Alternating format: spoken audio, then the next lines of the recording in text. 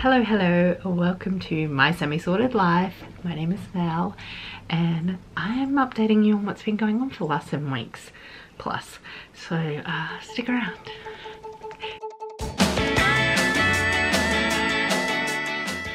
G'day lovelies, welcome back. Welcome if you are new. It's fantastic to have you here. I hope that you find this interesting. I have had a massive life change and it has been the most hectic, stressful, intense, painful, hard thing I've ever been through, and yet on the other hand it has been so eye-opening and refreshing and I feel good.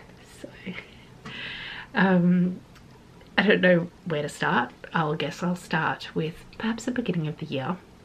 If you were around, you saw me spiral into like a deep depression with having to move house after living in the one place for 12 years.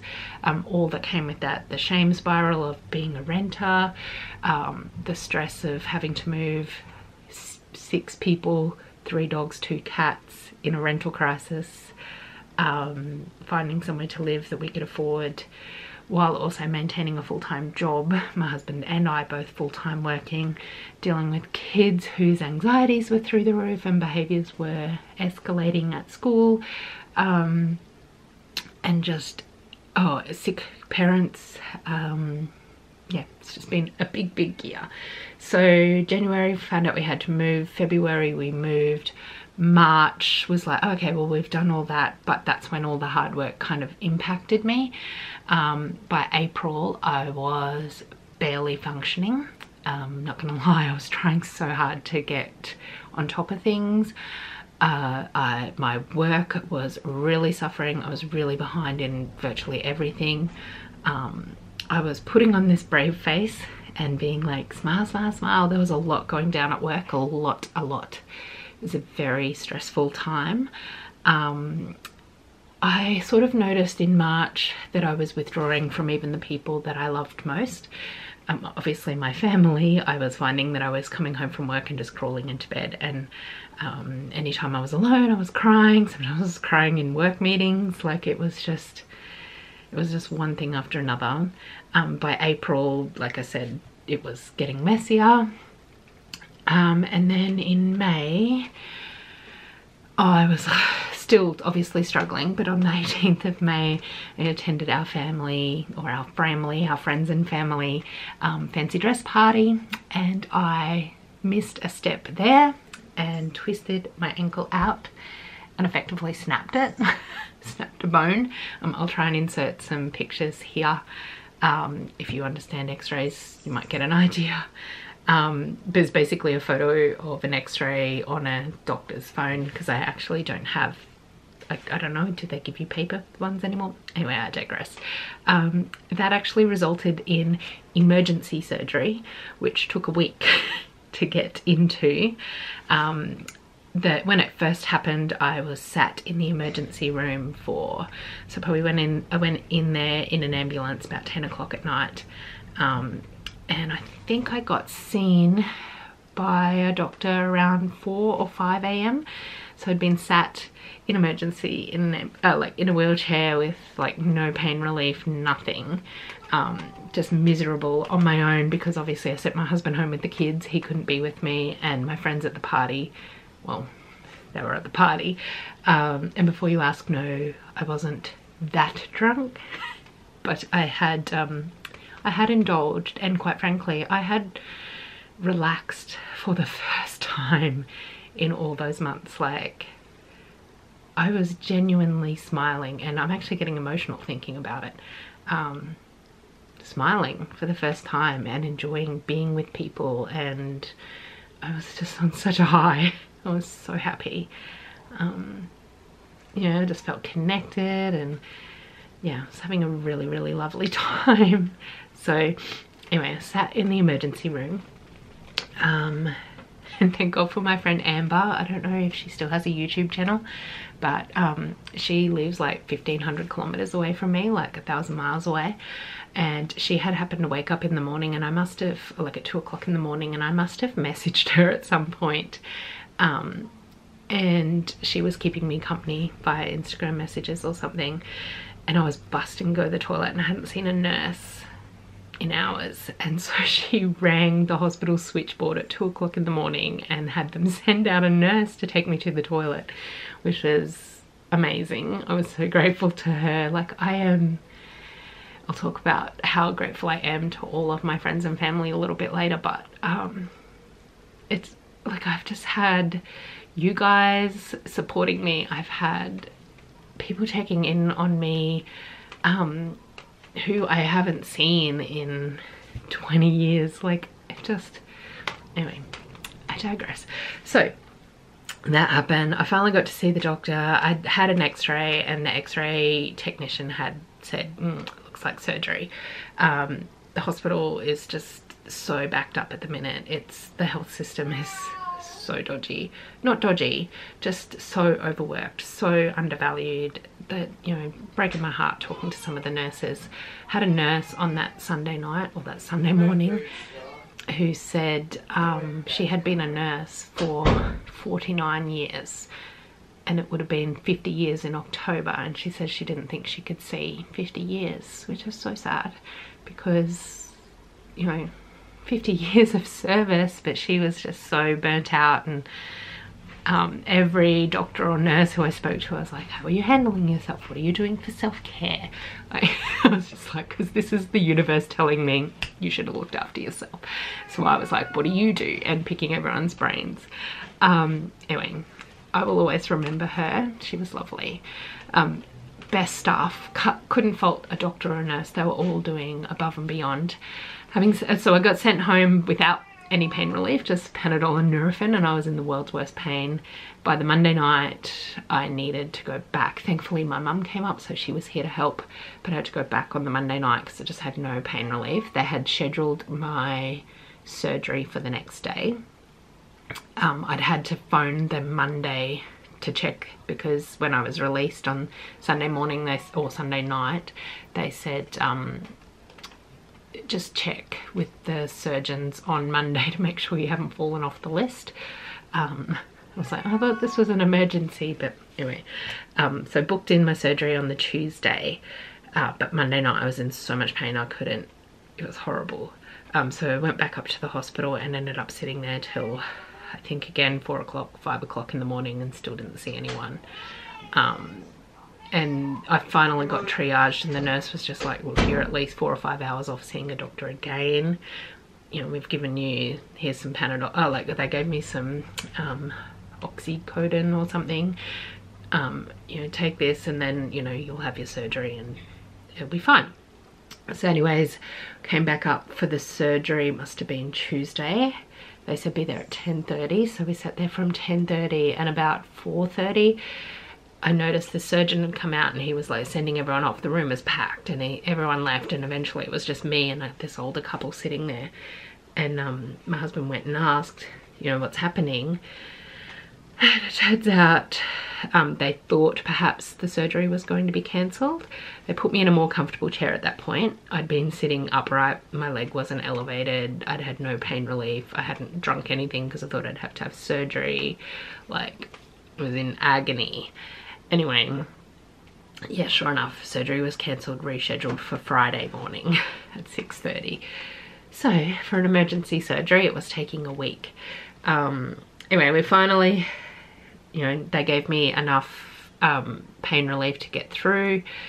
Then Friday morning, went up there and treated like a queen, like, effectively. And they always, like, the delays weren't their fault. It was just, you know, emergencies. Anyway, so we went in, I went in, they put me straight into the sort of, the room you go into before you go into surgery. And I was laying there and I started to really spiral in terms of anxiety. And by the time they came around to like do all the pre-operative stuff, I was just a mess. And they managed to, I think they must have slipped a little something into my IV to calm me down. And by the time I got into, like, wheeled into the surgery room, operating room, I was much calmer. Again, might have been that little thing in the in the IV. Anyways, went to sleep, woke up in an absolute panic. freezing cold, so much pain. I think they gave me something else, managed to calm down. There were no beds on the short stay ward, which is where I was going to spend one night. So I was sat in, I was laying in the recovery room for about 3 hours, and that was really awful, quite frankly. Yeah, well, I needed to go to the toilet, so that in itself was undignified. But anyway, finally got onto the short stay ward, and that was okay. It felt like the longest night though. It was like, how have I sat in an emergency room for like 15 hours over the last week, and this feels long? Anyway, next morning released, no worries, sent home, sent with some meds, so living my best life. My mum was here, and I managed pain fairly well, I think. After a week I didn't need the heavy stuff, although I did ask the doctor and he said no. I tried to work in all of that as well, but my work wouldn't let me, obviously. My doctor was like, no, you're not working. I rested a solid 2 weeks. I got up to go to the toilet, and that was about it for a solid 2 weeks. I had my leg elevated 90% of the time. I was making sure I was keeping on top of my pain relief. The first nurse that I saw, who had been a nurse for however many years, she had said to me, don't be a hero, the meds are there for a reason, but then sent me home without any. But anyway, so I took that advice and I rested, because I was like, this is it. Someone said to me, I think it was Melissa Klein, she said to me, you never get your recovery time back, so just recover. And I took that advice, and I was very sedentary. I was weighted on hand and foot between my mum and Rosie, some of the kids, my husband of course. Showering was a nightmare, so stressful, required so much. You just underestimate how much you need in order to like have a shower. Like, you don't think, oh, you know, I better turn the water on so it's warm enough so when I get under there it's not, you know, don't shock myself out of the chair. You know, make sure my towel is handy, make sure the shampoo and conditioner is handy, like all of these things that you just, like, you get in the shower, you wash your hair and you walk out. Like, there's things that you just do not consider until you physically cannot wait there on half of your body. So got through 5.5 weeks of that. I think, was it 2 weeks after surgery, they took out the stitches, so I'll try to insert what it looks like now. So trigger, well, I don't know, is it trigger warning or image warning maybe? I'll show you the scars, I'll show you all sorts of stuff coming up, so if you want to skip forward 10 seconds, but I will show you photos of the progress, the swelling, the bruising. The bruising was brutal, the stitches, all of that sort of stuff, so all of that's there. Yeah, so they took the stitches out, it's healing really well. Saw a physio somewhere in between there as well. Started to do physio exercises to get my range of movement back. That was doing pretty well. Saw the surgeon this last Monday and had an x-ray, and I was like, we're gonna be up here for hours. He walked in, didn't even sit down, was just like, yeah, you're right to walk now, see ya, and pretty much left. Like, just said, you know, still got probably a 6-month recovery, but you know, you're good to start regular movement, don't go running marathons. Oh, there goes those plans. But yeah, that took a couple of days for me to kind of process, because it was 6 weeks yesterday since the surgery, so I was like, he's telling me at 5 weeks 3 days. So I kind of took my time, but it's Saturday now, 6 weeks yesterday, and I am moving around fairly well. I got a couple of limps, there's a bit of pain, I'm taking pain relief at night time. But I've also been battling a head cold. Like, how does someone get a head cold when they haven't left the house in 7 weeks? But yeah, I went back to work after 2 weeks post-surgery. Worked really, really hard. Hey, so this is how I'm getting around right now. It's a wheelie walker. I don't know if I can show you. I'll try and get to the door. It's got a turning circle of semi-trailer. Anyway.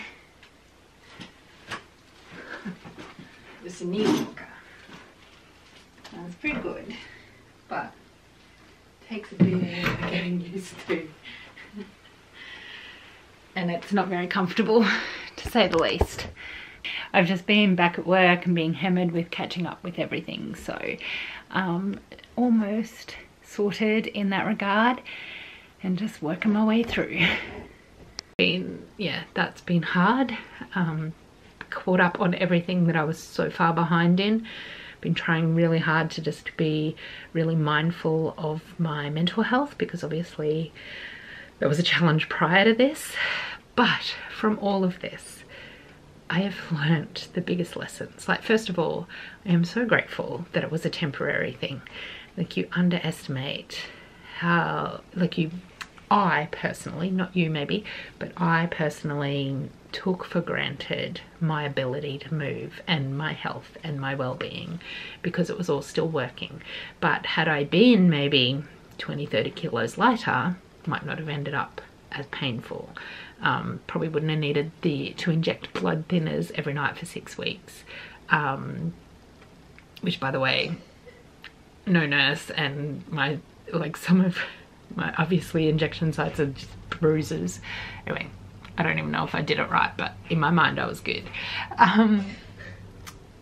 Yeah, took for granted all of those things. And the other thing that I learnt that I am not good at, and I might get emotional again here, but I'm not good at asking for help.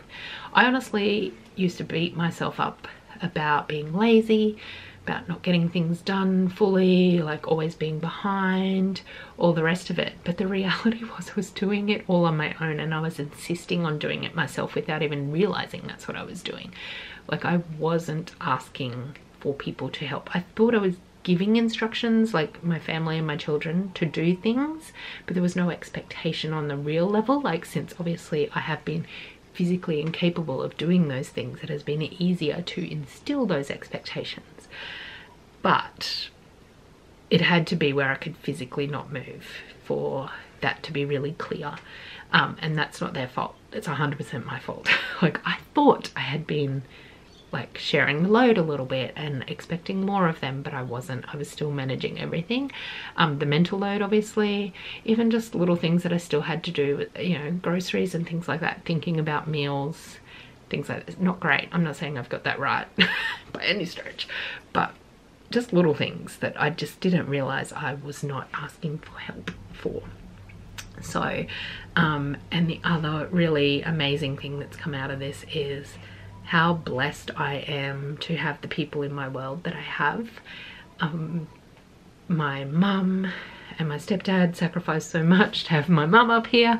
My in-laws, who were also physically unwell. My mother-in-law ended up in hospital with pneumonia, so there was all of that stress. My poor husband, he had so much going on. It was just like bam, bam, bam. And he was worked to the bone as well prior to all of this. So, you know, carrying that load. My kids, they struggled significantly, not gonna lie. Lots of big behaviors in there.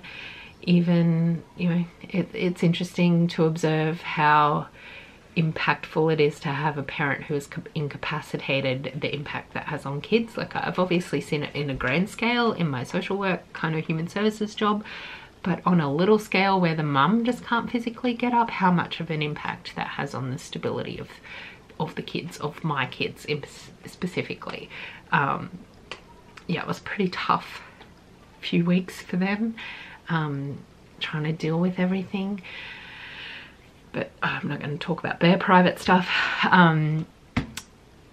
Yeah, so it's been that, and like my workmates came out in droves. Like, for the first week they sent a meal like every other night or something, between KFC for the kids or pizza or a cooked dinner or hot chicken. Like, it was just, they all just really stepped up for me, which, you know, and if they didn't have capacity themselves, they still sent out, like, you know, well wishes and kindness and supports and encouragement, and it was really, really humbling. And I'm so grateful, and I don't know how I'll ever thank anyone. My PNC, like the members on the PNC, they stepped up. They were transporting my kids to and from, well, to school, picking them up at stupid o'clock in the morning. One of my friends on PNC was bringing me breakfast when she was picking up my kids, which yeah, I'm truly, truly blessed. Like, people were coming out of the woodworks to help with things. obviously my friends who were at the party, they were all there. They were bringing like Nana's scooter. I had to work with a scooter for a bit, and then I had a knee scooter, which I'll insert in a video. But yeah, I just don't know how I got so lucky. Not to mention, every time I put a post up between Instagram or here or Facebook, like you guys were so encouraging and well-wishing, and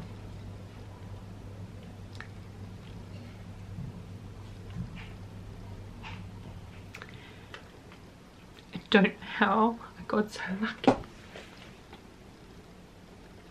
I'm really, really grateful.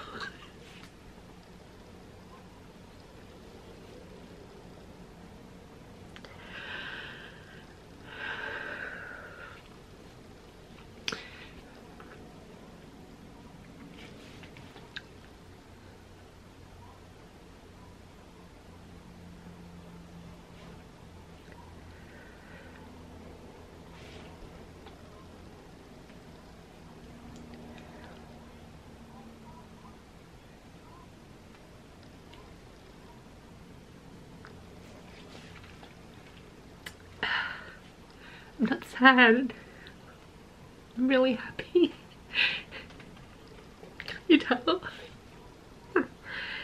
Anyway. I will never be able to fully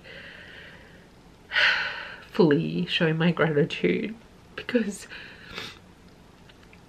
some of it is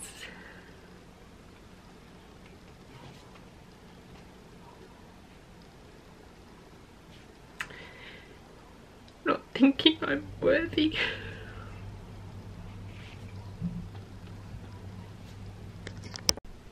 Okay, that was profound. Yeah, so I guess thank you for all that you have done to support me over the years, over the weeks, over the months, over the minutes. If you're just new here, your kindness and compassion astounds me, and I don't know how people handle so much kindness. It's crazy. Anyway, okay. I don't know what to say except thank you. And I guess the other thing I want to take from, or give from this, is if you are able to see this video, if you are able to watch because you have electricity, if you are able to be in a secure room, if you're able to put a blanket on you or fan, if you have, I guess what I'm trying to say is take a moment right now to look around your space and be grateful for the little things. Be grateful for, even if you've got the snottiest nose and the biggest cough, be grateful that you can reach for some tissues. I don't know, just for all of the really yuck stuff that is happening. And I can't speak of the wider world because my brain can't even go to that and what's really happening in our world. But I talk a lot with the people that I work with about our circle of influence, and you know, what we can do to make the world a better place. And we have to start with our space and in ourselves. So and I think the key to that is really gratitude and acknowledgement of the good stuff that we have, so that we have the energy and the mindfulness to be able to deal with the bigger stuff. And I was at my lowest of low, and I'm 100% convinced that if I hadn't broken my ankle when I did, I would have been hospitalized for mental health. So 100% certain that if I had not, yeah, like I said, if it hadn't happened when it happened, I would have been in hospital with mental health and or worse. So the universe or God or whoever, not to disrespect anyone's beliefs or anything like that, but whatever greater power makes these decisions about what happens in our lives, they really gave me a wake-up call, and like I am so determined to hold on to that self-awareness of gratitude and appreciation and valuing what I have, so that I can build on my self-esteem and then give more. Like receiving is hard. I want to give more. So lots of reflecting on that. You hear that advice, like, you can't look after others if you don't look after yourself. Like, and I say it, the number of times I say it in my work, and believe it and advocate for it, and strongly, like, and I was like, well, I undervalued myself in all of that, and so I am determined to try to make that difference, because I can't think about what's happening in the wider world, because what's happening in my little world is so big to me, and that really bothers me. I can't help beyond me if I don't look after me.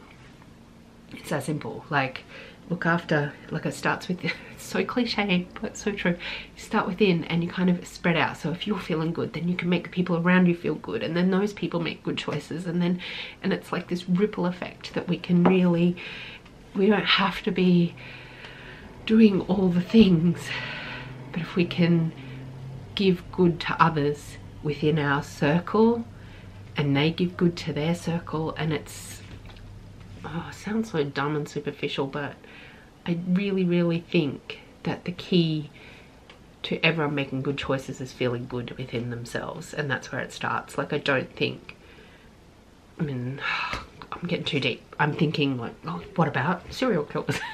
Anyway, too much true crime. I have been binge watching a lot of that.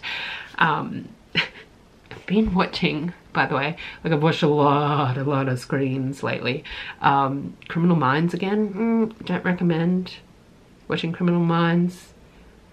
Like, well, I mean, I love the show, but don't fall asleep to it. It's not healthy. Anyway, my battery is flashing. This room is a mess. I need to change the battery, clean this room up, and move my way out. So I'm going to take you along on all of that, and hopefully have some regular content for you. But thank you for hanging around, watching me cry, and yeah, being here. And I hope that you can look around your space right now and find 3 things that you're very grateful for, and it would mean the world to me if you would share that with me. And you know, spread the love. Okay, look after you, because you are so important. You are so important, and don't make me cry again. Okay, have a great day. Thanks for watching. Cheers.